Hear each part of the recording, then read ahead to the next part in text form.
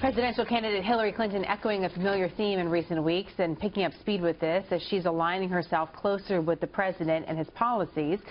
This is Hillary Clinton holds a Get Out the Vote organizing event in Chicago. You're seeing a live shot of that now, and you can see Hillary Clinton stepping to the microphone. We're going to be monitoring this organized event for any comments that she makes about the way forward for herself in Nevada, but also Florida is something that we're looking at as one of the other states that she's going to be moving to or paying attention to, as there's some questions about whether or not the firewall that she and her campaign expected in Nevada and South Carolina are still there. So we're going to be watching this event live in Chicago. Chicago, of course, is the hometown or chosen hometown for the president. The president just made some comments of his own about the Democratic race. Here's what he had to say. I know Hillary better than I know Bernie because she served in my administration and she was an outstanding Secretary of State. I suspect that on certain issues she agrees with me more than Bernie does. On the other hand, there may be a couple issues where Bernie agrees with me more. I don't know. I haven't studied their positions that closely. All right, joining us now, Bernard Whitman, former pollster for President Bill Clinton and CEO of Whitman Insight Strategies, and Lars Larson, syndicated radio host for Alpha Media Networks. It's great to have you both. Bernie, why not the president just come out now and say, yeah, that's right.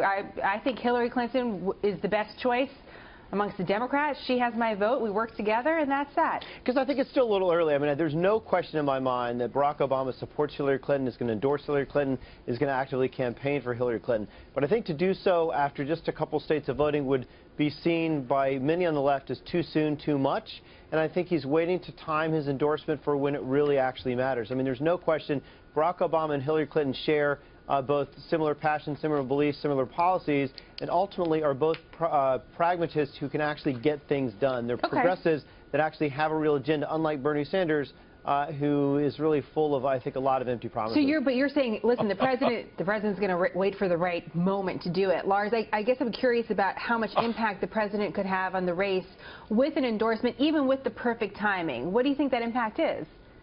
I'm not sure that Barack Obama has much in the way of coattails. We've never really seen whether or not he has coattails for other candidates. He's very popular himself. But the fact that he's waiting, is that your theory, that he's waiting until he figures out whether Democrats are going to choose between a socialist who's never had a real job on his own outside of government, who's proposing $19 trillion in new government and a 40% expansion, that's Hillary's figure, of the federal government, or Hillary Clinton? No, I think the president just did what we've always heard of as called damning through faint praise. Oh, yeah, I know Hillary. Her ideas pretty much line up with mine. No, and I'm glad to see her embrace the Obama policies that have been disastrous. That brings up an interesting question, Bernie. Is the president actually hurting her ahead of these big, we're looking at momentum. Bernie Sanders coming out of New Hampshire.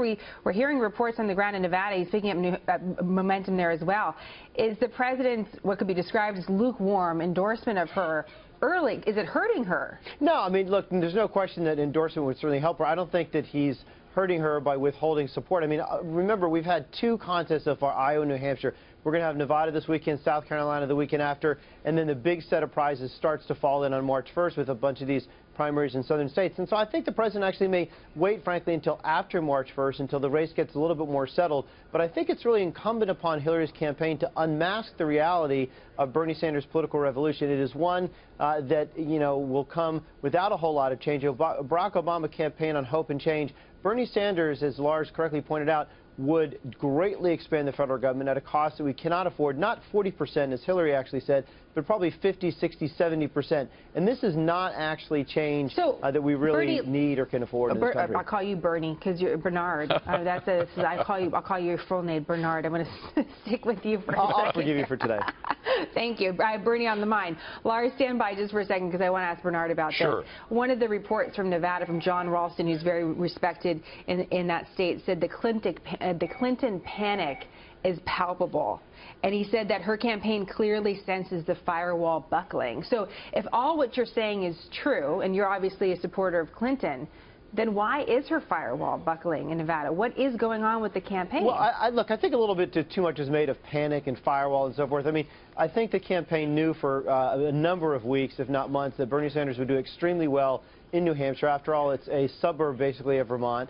and that would likely cause him to raise tons of money that he could pour into Nevada with organizers. You know, Nevada is terribly difficult to poll. I think the race is going to be very, very tight.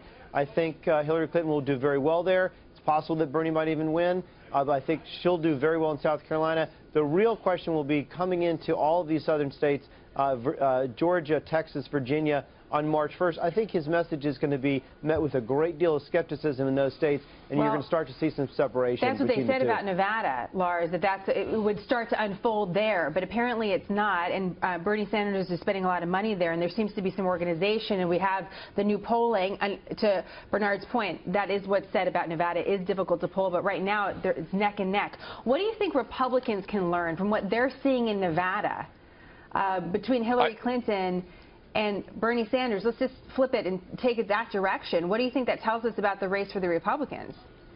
Well, I'll tell you, we have a Republican outsider who's running, and Bernie Sanders is perceived as an outsider for the Democrats. Donald Trump is the front runner for the Republicans, and he's perceived as an outsider. And then the other lessons are, don't run somebody for president who might be under federal indictment, and don't run somebody for president who Americans just don't trust, because Hillary Clinton has been dishonest to the American people all along, and I think that's the reason she's not resonating. Even Democrats, they look at her and think, I don't trust this woman. She's lied too much, even for Democrats, and so they're forced to go for the old socialist with the expensive plan. Well, we'll see where it goes from here.